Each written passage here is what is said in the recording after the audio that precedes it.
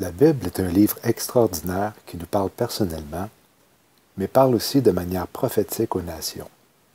Avant que la terre entière devienne un seul pays gouverné par l'Antéchrist, l'Amérique est considérée comme un prototype, une expérience des occultistes. Les États-Unis doivent être détruits afin que le phénix ressuscite. Jérémie 51, 47-48. C'est pourquoi, voici les jours viennent où je visiterai les images taillées de Babylone, et tout son pays sera rendu honteux, et tous ses blessés à mort tomberont au milieu d'elle. Et les cieux et la terre, et tout ce qui est en eux, se réjouiront avec un chant de triomphe sur Babylone, parce que du nord, les dévastateurs viendront contre elle, dit l'Éternel.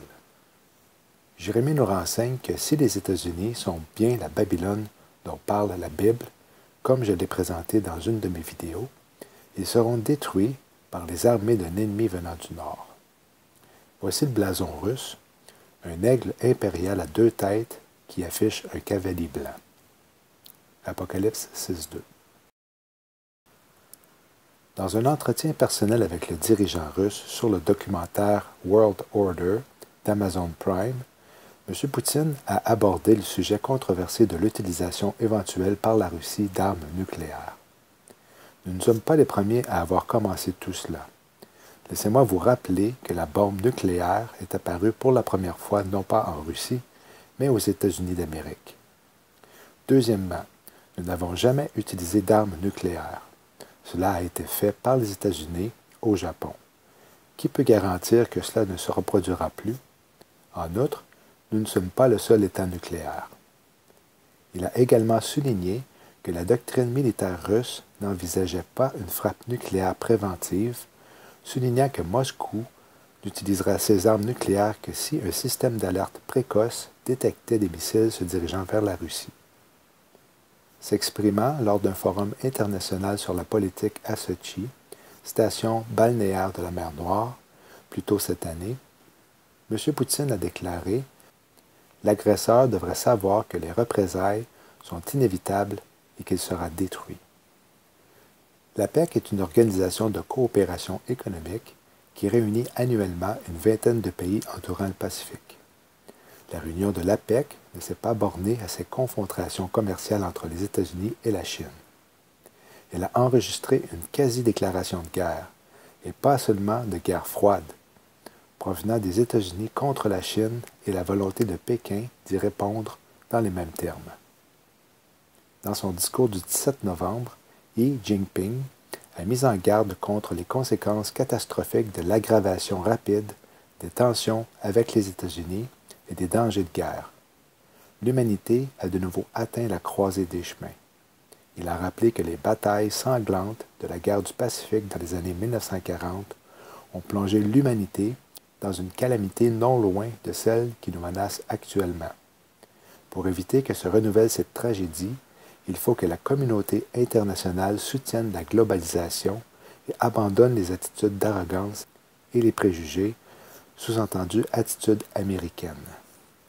Le chef d'État du pays le plus influent, Donald Trump, est sans doute le prédicateur le plus en vue au monde. À cause de l'avenir des États-Unis selon le prophète Jérémie et Jean, auteur du livre de l'Apocalypse, et parce que nous sommes, selon moi, dans une période prophétique propice à l'enlèvement de l'épouse de Christ, le président américain joue un rôle déterminant dans l'équation. Sans entreprendre une enquête psychologique sur son bien-être émotionnel, nous en savons beaucoup sur le caractère du président Trump, basé sur ce qu'il dit et écrit sur lui-même, sans parler de ce que nous avons vu depuis plus de 40 ans en tant que personnage public. Il se vante, il est transactionnel, il est hyper matérialiste et il se soucie beaucoup de son apparence. Au mieux, sa relation à la vérité est fragile, il s'en vante également. Il aime les conflits et l'imprévisibilité. Il pense qu'admettre une erreur est un signe de faiblesse et qu'il devrait répondre 10 fois plus fort à ses critiques. Il n'aime pas lire, se soucie peu des détails de la politique et prend des décisions en toute liberté. 6 faillites qui ont éloigné de lui les financiers traditionnels et ont attiré d'autres moins traditionnels et beaucoup plus opaques. un amour de la publicité dont témoigne son nom en grosses lettres sur tous les bâtiments qui sont passés par ses mains. Des divorces, des adultères, des procès, des bagarres et des obscénités, toujours en public. Un appartement dont la décoration fait passer pour janséniste les palais des princes du Golfe et une participation, pendant une dizaine d'années, à une émission de télé-réalité où, devant des millions d'Américains, il a rudoyé, bousculé et insulté des candidats avant de les renvoyer d'un célèbre « You are fired ». Une absence totale d'expérience de la gestion d'une organisation complexe, de la politique et du service public. Le Parti républicain était libre-échangiste, favorable à la rigueur budgétaire et interventionniste à l'extérieur. Trump le rend protectionniste, isolationniste et nationaliste. Fort du soutien enthousiaste des électeurs républicains qui n'ont jamais été aussi fidèles au président qu'ils ont élu, il accuse ses adversaires à la démission ou à la soumission. Il est protectionniste avec une vision du commerce international comme un jeu à somme nulle où seule l'industrie compte. Il est isolationniste, fort d'un instrument militaire destiné à dissuader plus qu'à agir, hostile aux alliances et indifférent aux droits de l'homme. Il ne croit qu'aux rapports de force dans leur forme la plus crue. Il déteste les organisations internationales auxquelles il oppose la seule réalité qui compte pour lui, l'État-nation, et il apprécie les dirigeants autoritaires avec lesquels il pense parvenir plus facilement à des accords. America First, clame-t-il, mais c'est America Alone qu'il pratique.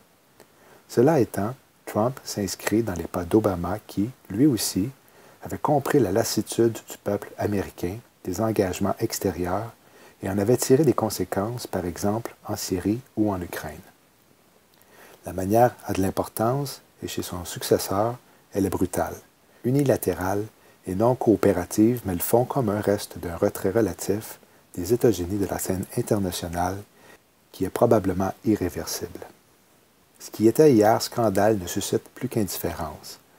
Que ce soit l'affairisme de la famille et de l'entourage du président, le torrent jamais tari de ses contre-vérités, son absence de dignité personnelle et son recours aux insultes, même la révélation du paiement d'une actrice de cinéma porno pour acheter son silence sur une liaison laisse de marbre un pays connu pour son puritanisme sexuel. Le président se contredit lui-même et contredit ses ministres. Les ministres se contredisent entre eux. La porte-parole de la Maison-Blanche justifie les plus évidentes contre-vérités. Rien n'y fait, on s'habitue à tout. De leur côté, les élites, démocrates et républicaines, méprisent Donald Trump et le vomissent. Le terme n'est pas fort. La presse, que ce soit le New York Times ou le Washington Post, fait ouvertement campagne contre lui. La bonne société rêve de sa démission ou de sa mise en accusation et, entre-temps, se repaît de la moindre anecdote qui montre à quel point cet homme ne mérite pas d'être président. Lui, de son côté, face à ce déferlement d'hostilité, réplique coup pour coup. Il a découvert que tweeter lui permet de s'adresser directement à son électorat par-dessus la tête d'une presse ennemie et il y recourt sans s'embarrasser de nuances et de convenances. C'est une lutte à mort. Il ne cédera pas et ne concédera rien. Cela étant, cette hystérie signifie que c'est lui qui dicte la une des journaux et les programmes de télévision et que l'opposition en est réduite à parler de Trump et seulement de Trump. Il a démontré qu'on pouvait impunément mentir, trahir ses promesses, abandonner toute dignité et insulter ses adversaires et qu'on pouvait faire accepter l'inacceptable en 18 mois à condition que les électeurs aient le sentiment que c'est pour défendre leurs intérêts. C'est peut-être une définition du populisme. Dieu l'a choisi pour accomplir son œuvre. Les élites, tant qu'à eux, conditionnent la masse à prétendre qu'il est le précurseur de la prochaine guerre mondiale.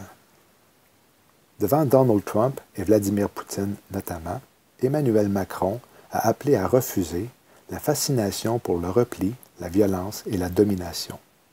Dans son discours prononcé devant des dirigeants du monde entier, réunis pour le centenaire de l'armistice, le président français a plaidé pour le multilatéralisme.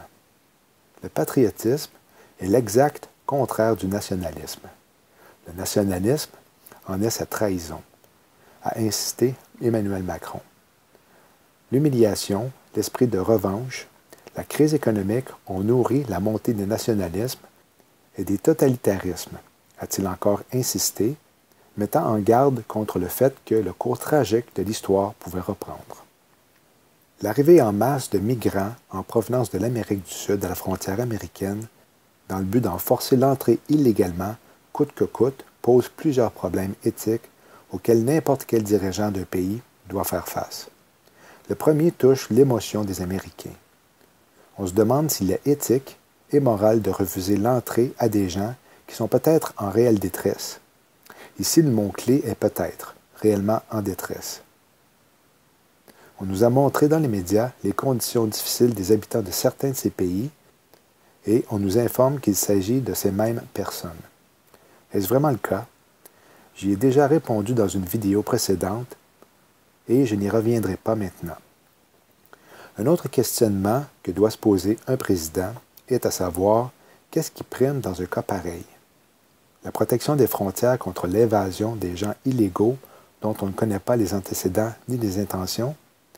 Lorsque des milliers, sinon des millions de personnes demandent d'entrer au pays légalement, doivent attendre que toutes les vérifications les concernant soient complétées et que leur dossier soit accepté avant d'y entrer. Est-ce éthique de permettre à l'illégalité de triompher sur la légalité? Est-ce que l'argent des impôts durement gagnés des Américains doit être dépensé pour des illégaux quand les besoins des Américains peinent à être comblés? Là ne sont que quelques considérations dont l'évaluation et action qui en découlent ne peuvent pas faire l'unanimité dans une nation. Donc, les actions mises en place feront nécessairement le déplaisir de plusieurs, quelles qu'elles soient. Ça ressemble étrangement à un piège des globalistes pour discréditer le président vis-à-vis de la communauté internationale s'il refuse de se faire envahir ou d'engendrer le chaos dans son pays si Donald Trump permet l'entrée d'illégaux à très grande majorité de jeunes hommes dont on ne connaît pas les antécédents ni les motivations. Dieu a choisi Donald Trump pour diriger ce pays. C'est lui qui met en place les autorités. Trump décide de protéger les habitants de son pays contre les invasions.